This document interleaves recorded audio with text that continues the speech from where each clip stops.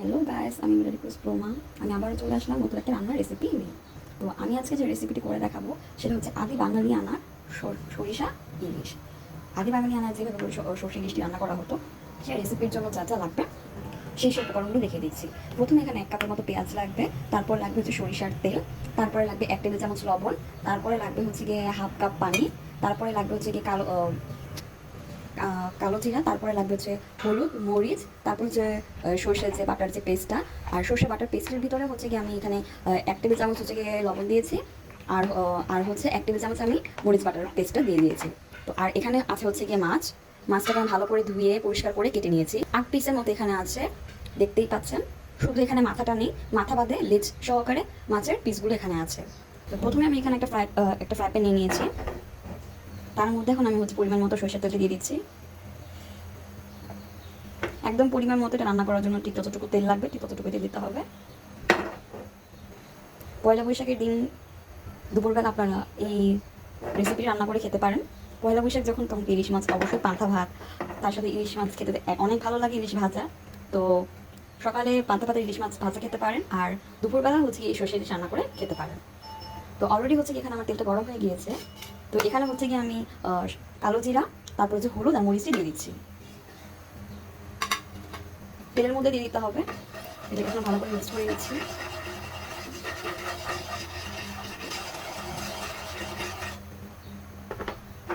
তো এটাকে আমি একটু ভালো করে মিক্স করে নিচ্ছি তেলের সাথে হলুদ মরিচটা।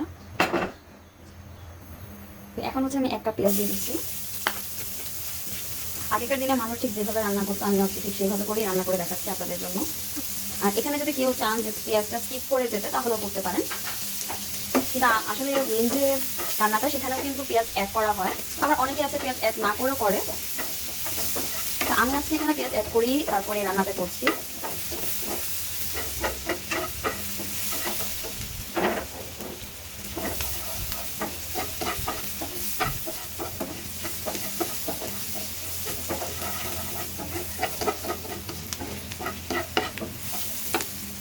এখন আমি এখানে হালকা পরিমাণে একটু পানি দিয়ে দিচ্ছি।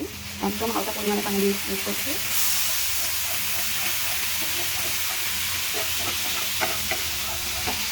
এখানে মনে হচ্ছে না আর একটু পানি দরকার, তাতে না আবার প্রায় 1 কাপের মতো আমি এখানে পানি দিয়েছি।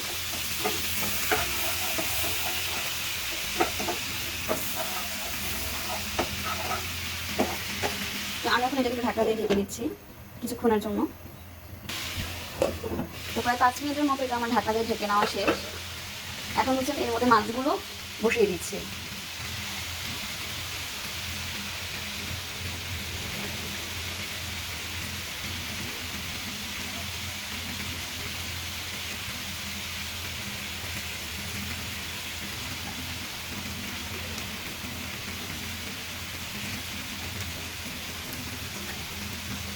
অলরেডি আমি মাছগুলোকে অনেক সুন্দর করে বসিয়ে নিয়েছি। এখন হচ্ছে আমি ঢাকা দিয়ে ঢেকে দিচ্ছি। দেখা হচ্ছে 5 মিনিট পর। 5 মিনিট পরে আমি মাছগুলোকে ভালো করে উল্টিয়ে নিয়েছি। এখন হচ্ছে আমি এখানে যে সর্ষে যে বাটাটা ছিল, সেটা আপনারা হচ্ছে পাতায় বেটে নিতে পারেন। আমি ব্লেন্ডারে করে নিয়েছি। আমি এখন এটা দিয়ে দিচ্ছি।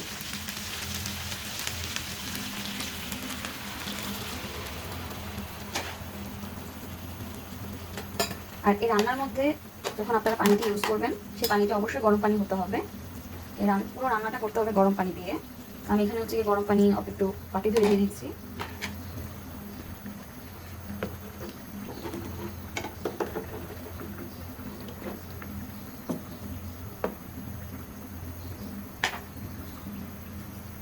আর এখন কিন্তু আমি লবণটাও দিয়ে দিব, খুব সামান্য পরিমাণে আমি এখন লবণ ইউজ করবো, কারণ এর আগে হচ্ছে গিয়ে সরিষার মধ্যে লবণ দেওয়া ছিল। তো আমি আমার হাতের অনুযায়ী পরিমাণ মতো লবণ দিয়ে নিচ্ছি।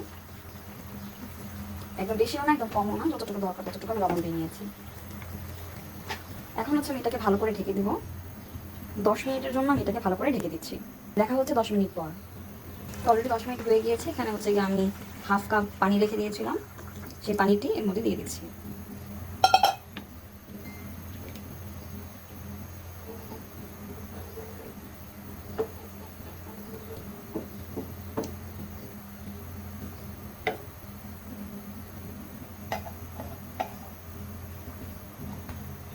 এখন আমি ঢাকনা দিয়ে রেখে দিব। একদম মাছগুলো রান্নাটি হয়ে যাওয়ার আগ পর্যন্ত এখন আমি চুলায় রেখে দিব।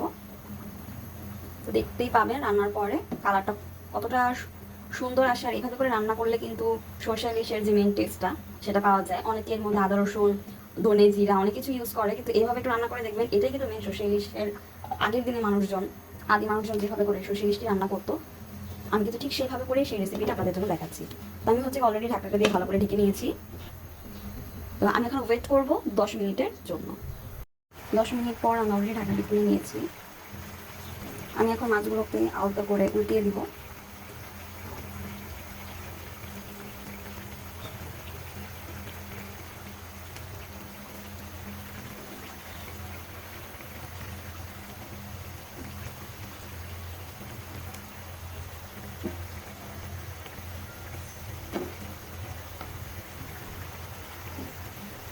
একদম হালকা করে উল্টে দিতে হবে, কারণ মাছগুলো অনেকটা নরম আছে। সেটাকে হালকা করে উল্টিয়ে দিলে হচ্ছে যে সব থেকে বেশি ভালো।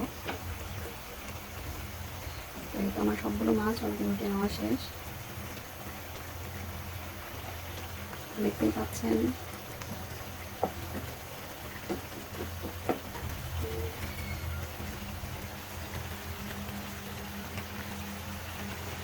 তো আবার আমি 5 মিনিটের জন্য ঢেকে দিচ্ছি। তো অলরেডি গাইজ এখন 5 মিনিট হয়ে গিয়েছে, আমার রান্নাটাও ফুলফিল কমপ্লিট। এখন আমি এই মোমেন্টে চুলাটা বন্ধ করে নিচ্ছি।